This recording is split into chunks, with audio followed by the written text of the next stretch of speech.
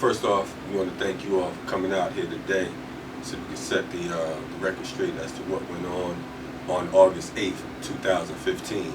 I want to start off by reading an opening statement from Dhoruba bin Wahad, elder who was attacked along with myself and 4 other brothers.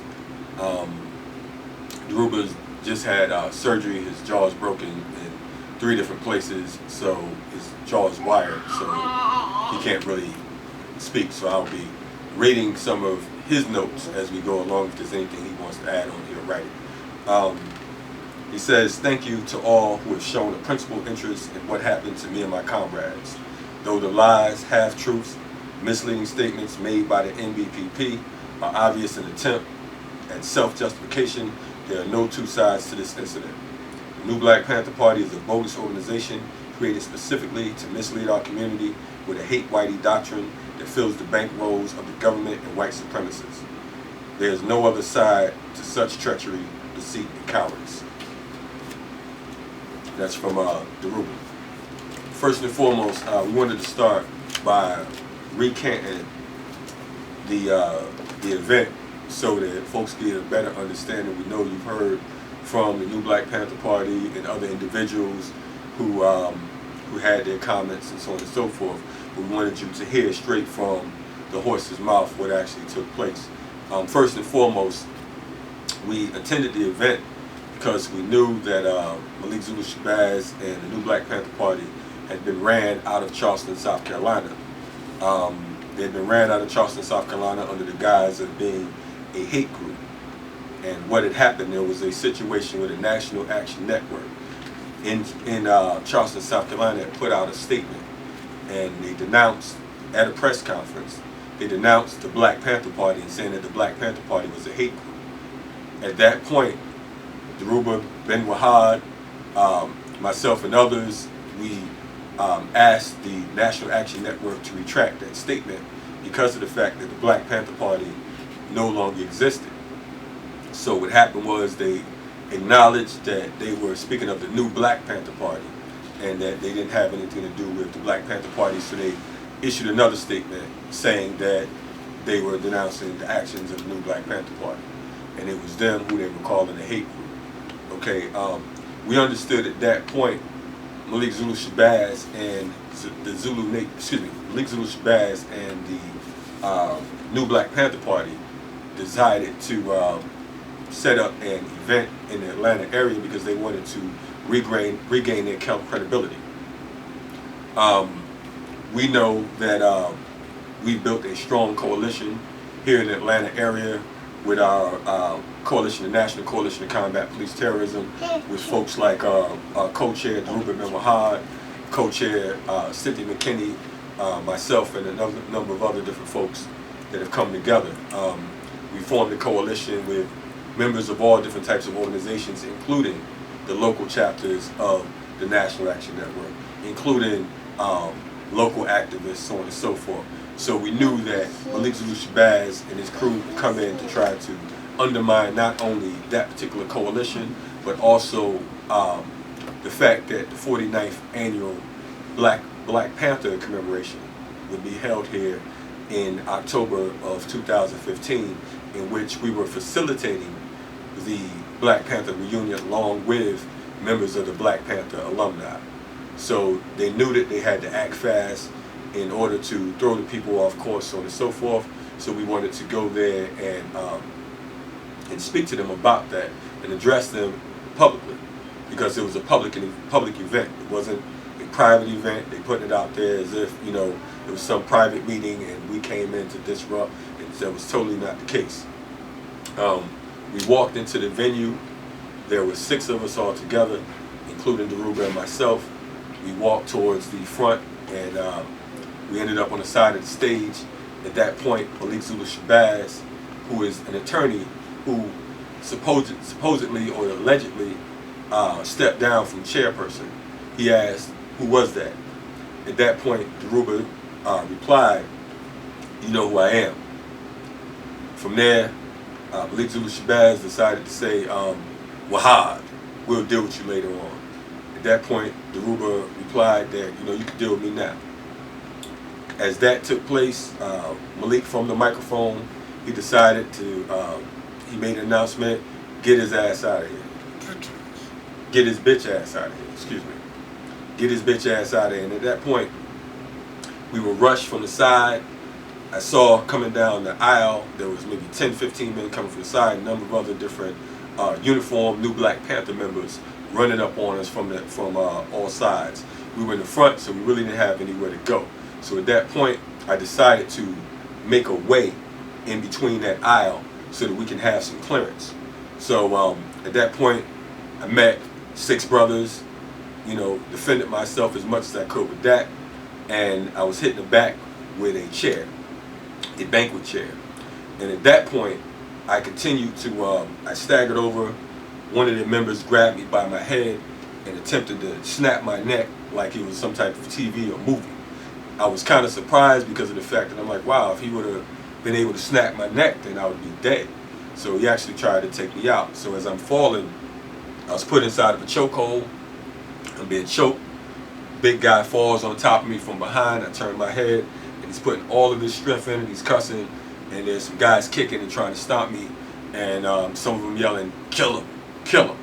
So I don't even believe this because of the fact that first and foremost, we have our you know, our disagreements. We recognize their contradictions and all that type of stuff, but we never. Our intention was not to go to this particular venue to cause harm on them, and definitely, certainly not to kill them. I mean, that's just a little bit over the top, based on politics, you know. But as I'm being choked out, you know, being kicked, and they're saying kill him, and I hear all this, and all of a sudden I realize that the way this guy's positioned on me, his weight and everything, and choking me, I couldn't escape. I ended up blacking out.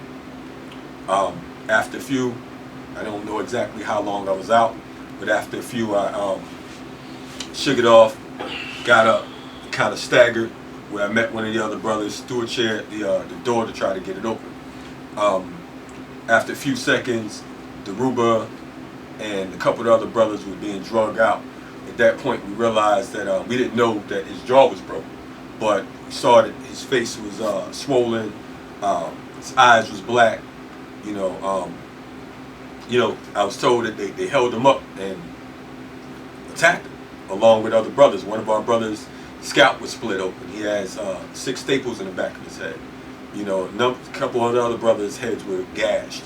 You know, so everyone's bleeding, and we're trying to, you know, make sense of it, and at the same time, get up out of there.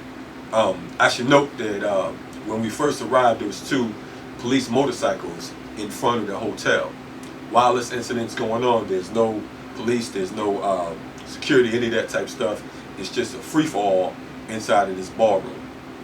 Of course, no one came to our aid. You know, people were, I guess, in a state of shock, or they were scared, or just in disbelief or whatever, what went on. But as we're leaving out, we're leaving through the hotel gate.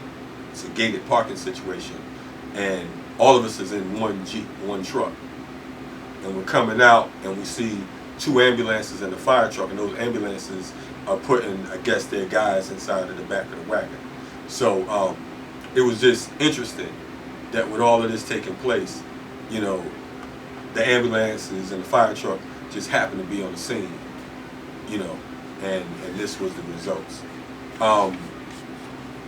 At this point, you know, I don't know if there's anything Dhoruba's going to write down, comments, or what have you.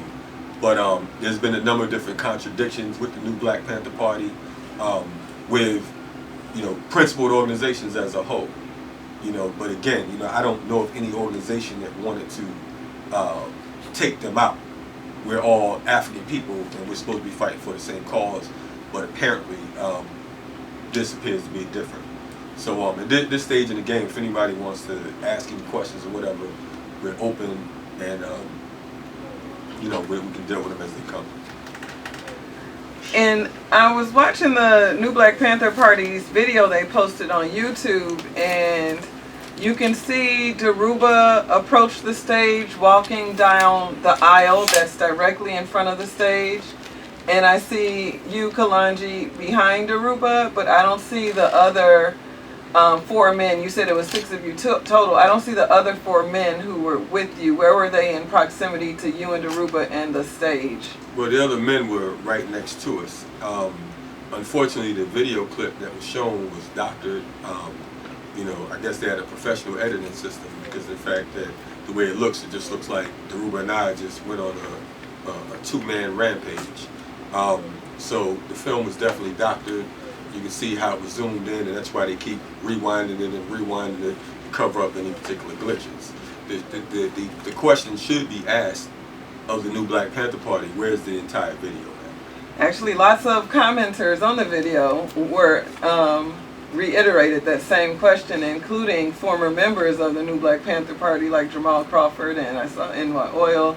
Several people with names asked them to please post the unedited video that shows when people started throwing punches. Because one of my other questions is, in statements made by the Chief of Staff, Sean Kwali, and the New Black Panther Party's national spokesperson, Nadia Shakur, I saw online that they stated that Dhoruba brandished a weapon, that Dhoruba struck a member of their organization first, and that Dhoruba fell and broke his jaw while the new Black Panther Party attempted to disarm him. How much of that is true?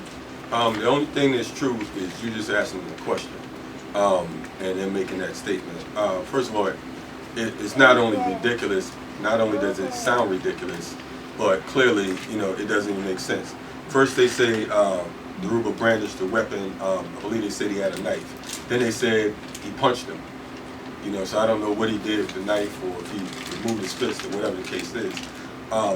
Then from there, the whole thing about Dhoruba fell and he broke his jaw falling. I don't know how scientifically that being possible unless he just purposely banged his jaw against something. His jaw is fractured in 3 different places. And as he's writing down, he never had a weapon, and clear on that.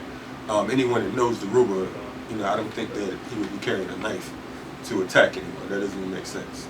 So you mentioned that Dhoruba's jaw is broken in 3 places, or fractured in 3 places.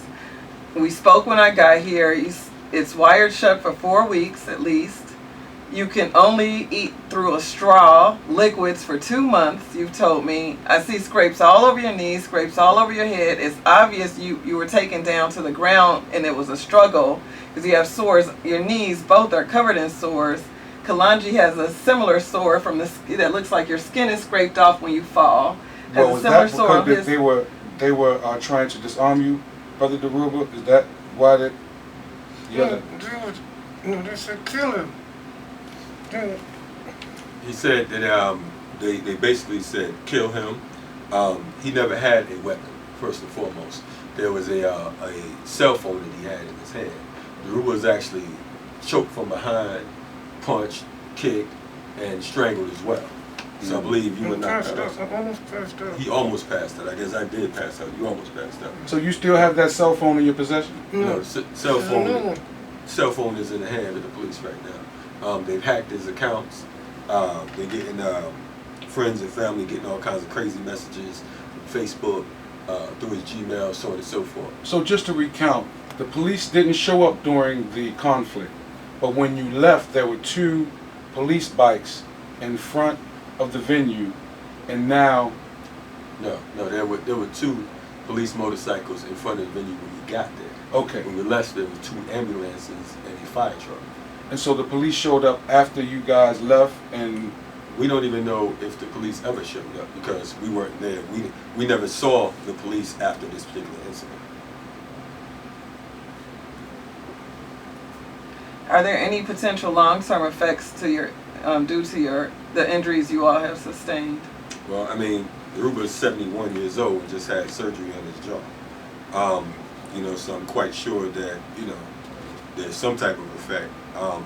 He also received a concussion and a number of other different issues. Myself, I have spasms in my back, my shoulder, my neck, hard to sleep. When I sneeze, you know what I'm saying, I'm affected, so on and so forth. I'm having headaches. One of our other brothers had his head split with with a banquet chair as well. So he had 6 staples in his head. A number of the other brothers have, gashes in their heads because chairs were thrown at us. You know what I'm saying? We would stomp, kick, punch the whole 9. And like I said, I want to emphasize the fact that in both Dhoruba and my case, and some of the other brothers, they were saying kill him. You know what I'm saying? As if we were some type of ruthless slave masters or something that violated their livelihood or something. The attendees at the event, no one tried to split you guys up. No one tried to get in the middle of you guys. And notice any of that? This thing happened so fast. I personally didn't see anyone trying to intervene or whatever. You got to keep in mind too, we're talking about 25 to 30 or more folks attacking us. So you can't really see too much when you're trying to defend yourself. It's not like, we were just standing there and they were, trying to box with us. You know what I'm saying? Like I said, you got folks swinging at us with banquet chairs and whatever type of objects that they had. They're saying kill them. So when someone's talking about killing you, you're not really looking around to see who can help you. Your natural instinct is to respond and defend yourself by whatever means you can. Dhoruba also stated, no one at the event has come forward to tell the truth because some of them are afraid, some of them are cowards, and yeah, well, you got that. All right. We see in the video that the Dhoruba approaches the stage with the intent of communicating. People want to know, why did he approach the stage publicly? Why wasn't this something that he handled in private? And what exactly was the message that he wanted to convey? For one, as he's writing, it was a public meeting.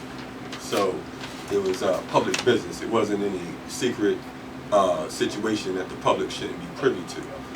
That's number one. But number two, they've been ducking and dodging and making up a number of different things on the internet for years. They've sent them all types of bogus emails. They've been disrespectful. They've been disrespectful towards a number of our different political prisoners. They've been disrespectful towards our elders, so on and so forth. So the situation was, they're here in the city of Atlanta where they're trying to regain some type of credibility. So we should deal with them, approach them in a public manner. You mentioned the Black Panther Party alumni. Have they reached out to you? Have they asked you how do you feel, or did they display their displeasure or of what went on? Absolutely. I mean, these are a number of Dhoruba's comrades. So naturally, we've seen email posts from everybody from, Facebook posts from everybody from Bobby Seale to Kilu and a number of other different Panthers, and not only Panthers, but folks who are his comrades for over 40 years. We receive calls from as far as Australia and Bangladesh and different parts of the country, different parts of the world. So many people are outraged, both elders and youth, because of the fact that they know that this brother right here is not only is he an elder, not only is he 71 years old. First and foremost, no one should be putting their hands on anyone, especially an elder. But also, served 19 years in prison under COINTELPRO. It's ironic that these guys, according to some of our sources, they're printing on their Facebook pages that this is a COINTELPRO move. So they're trying to flip the basket on everyone but them. But we ask you to ask, how is it that a attorney at law, an officer of the court, how can he call shots to have someone attacked publicly in the public arena? They keep saying that, Malik Zulu Shabazz isn't the chairperson of the new Black Panther Party. There's no chairperson that could come into the FTP movement, no one that's not a chairperson that can come into the FTP movement or the National Coalition to Combat Police Terrorism and call some shots from the stage and our security react. If we had been coming to this particular summit or forum with any intent of malice or to rumble any of that type of stuff, we have plenty of members, we have plenty of folks who are highly trained in security that we would have called upon, but that wasn't our mission. Our mission was just to deal with the facts and to point out the contradictions. Has there been any communication with either of you and members of the New Black Panther Party since the incident? We don't have anything to say to the New Black Panther Party because of the fact that they've crossed lines that they shouldn't have crossed. This situation right here could have been avoided in several ways, but we have absolutely nothing to say to the New Black Panther Party. To us, in fact, I go on record and saying that talking to the New Black Panther Party is like talking to the police, and we don't talk to the police. Do you have anything you want to do?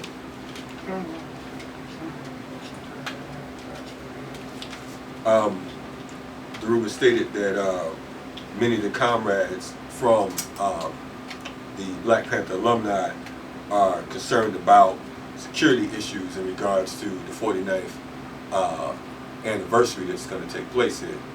We want to assure not only the alumni, but we want to assure the people as a whole that our security is tight to the maximum.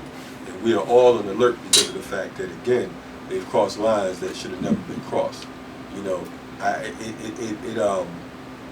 it baffles me as to how you can stand before our people and say that you are for our liberation, but then attack one of your elders. Here it is that you say that that you are the new Black Panther Party, but you attack someone whose namesake you're utilizing. This is someone who you are pretending to be like. You know what I'm saying? As one of our comrades who was attacked stated on social media, they're yelling hands off Asada, but then they put their hands on the Dhoruba. This is unacceptable. This is very unacceptable. You know, I really don't know how we can resolve this issue.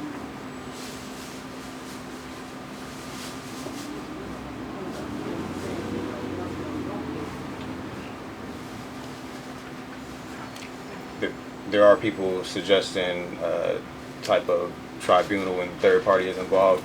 Are you not open to having involving a third party in resolving the issues? I'll see what Dhoruba has to say to that, because I don't really have I don't have too much faith in a lot of these folks. There's a lot of liberalism in this movement, and that's part of the reason why things like this are even why the ground's even you know, set.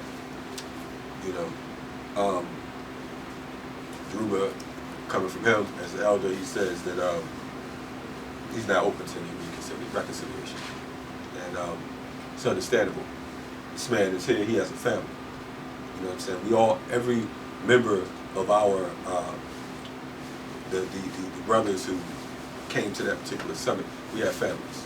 You know what I'm saying? We have children, grandchildren, so on and so forth. You know, so you know, you violated it in a way that is, you know, it's unbelievable. So I really can't see, like, how are we going to reconcile that?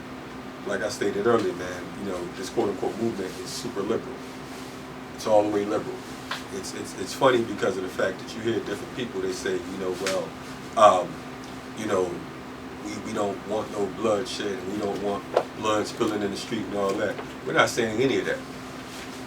But we are saying that you should not approach us. You definitely shouldn't approach us because of the fact that you called for our death. You called for a you know, for us to be taken out. And it is by the grace of the Creator that we're actually sitting here talking to you all. You know, again, we had one of our brothers, he has staples in his head right now. 6 staples in the back of his head. This man's jaw's broke, he had surgery, so on and so forth. You know, and myself, I mean, and a number of other brothers, so we're not interested in talking. Now during the video, you see Malik saying to get them out. Now, were y'all allowed to leave? And if he said get them out, would have left on your own? If we had the opportunity to leave, you know, of course we would have been happy about leaving. However, you know, we had no intentions on going there to brawl. You know, so the thing is, the way he said, get them the hell out of here and get his bitch ass out of here and all that stuff. It was aggressive from the nature. It's to us, we believe that was the cue to attack. Because at that point, like I said, folks were rushing from the side of the stage, and you had folks running down in formation. 10, 15 folks running down the aisle directly at us, and we were closed in. So there was nowhere for us to go. as Dhoruba just stated, no one with him knew in advance that he would be walking up front. He was attacked from the rear, strangled, thrown to the floor, punched and kicked. So basically, no, we actually, as we were walking in, we kind of thought that we were going to all go sit down, but actually Dhoruba walked up to the side of the stage, and naturally, you know, we're with him, we're going to follow him, we're not just going to allow him to get on stage with that. You know, it's crazy because of the fact that we were kind of thinking about, it was so much going on that day, whether to go or not. We knew that Dhoruba wanted to address this situation, so naturally wasn't going to let him go by himself. And although all of this took place, all of this transpired, and you know, we were injured, you know, I'm glad that we didn't allow him to go by himself, because of the fact that it could have been even worse. If you're going to attack a 71-year-old man who is unarmed, let me state that because of the fact that we get all this nonsense coming out. If you're going to attack a 71-year-old that is unarmed, who has committed themselves to our liberation struggle, then there's nothing that you won't do. I don't understand how you can say you're for the ancestors and the elders. You can't stand up and claim that you respect political prisoners, and here it is, a political prisoner. We were just standing with Sekou Odinga a couple weeks ago, who just got out after, what, 33 years? Same week, a few days after we were attacked during this month of Black August this year, last week, Hugo Yogi Pinell was murdered after 52 years in prison, murdered inside the California prison system. But yet you guys who tried to take us out for all practical purposes, you have the audacity to say you represent political prisoners. You have the audacity to say that you're for our people, you're here to respect the elders, so on and so forth. It's taking everything in me, I gotta say, for me not to just really, every time I think about it, it really pisses me off, for lack of better words.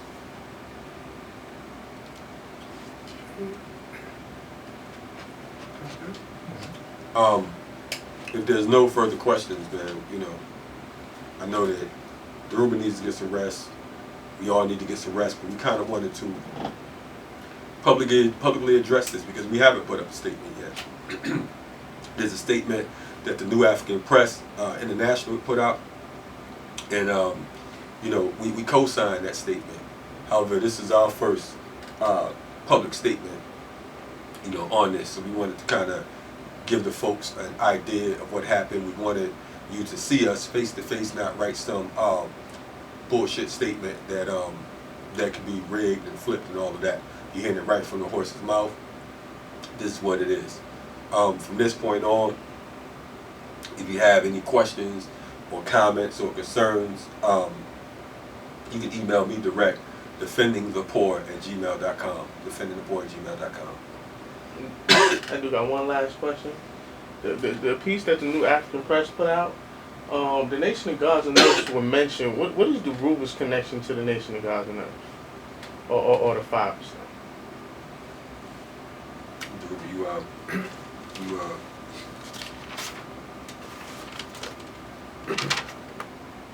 Dhoruba stated, as far as his affiliations or whatever, you know, while in prison for 19 years, he befriended, you know, almost all of the original leaders of that particular, of the 5%. Those in New York and Harlem, you know, they're still friends to this day. Hey.